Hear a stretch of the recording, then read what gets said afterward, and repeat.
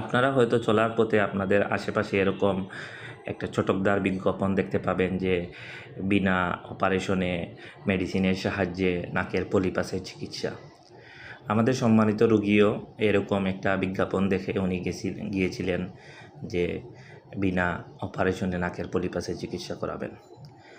কবিরাজ ওনার নাকের মধ্যে সালফিউরিক অ্যাসিড অথবা নাইট্রিক অ্যাসিড এই জাতীয় কোনো কিছু লাগিয়ে দিয়েছে, যার ফলশ্রুতিতে ওনার নাকের পর্দা এবং বাইরের অংশ জোড়া লেগে গেছে, যাকে মেডিকেলের ভাষায় নেজাল সাইনেকিয়া বলে। আমরা আলহামদুলিল্লাহ ওনার চিকিৎসা করে দিয়েছি। অপারেশন করে নাকের এই জোড়া লাগানোটা আমরা রিমুভ করে দিয়েছি। নাকে বন্ধ থাকার যে প্রধান কারণগুলো হচ্ছে, তার মধ্যে অন্যতম কারণ হচ্ছে নাকের হাড় বাঁকা, নাকের মাংস বৃদ্ধি, নাকের অ্যালার্জি এবং নাকের পলিপ। এখন কবিরাজ হচ্ছে যে নাকের হাড় বাঁকাও চিনে না, মাংস বৃদ্ধিও চিনে না, নাকের অ্যালার্জিও বুঝে না, পলিপও দেখেছি না।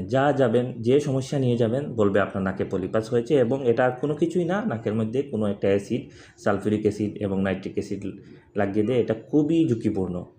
এরকম সাইনেকিয়া নিয়ে, এরকম নাকের পর্দা জোড়া লেগে গেছে এরকম নিয়ে রোগী অহরহ আমাদের কাছে আসে চিকিৎসা নিতে, এই কবিরাজের অপচিকিৎসার শিকার হয়ে। আমরা আপনাদের কাছে অনুরোধ করব, নাক কান গলায় বিশেষ করে নাক বন্ধ যদি কোনো সমস্যা থাকে রোগীর, অবশ্যই আপনার নিকটবর্তী একজন নাক কান গলা বিশেষজ্ঞের পরামর্শ নিন। কী জন্য আপনার নাক বন্ধ আছে, নাক ব্লক লাগতেছে, এটা আপনি আগে জানুন, তারপরে রোগ জেনে তারপরে সুচিকিৎসা নিন। আপনাদের সবাইকে ধন্যবাদ।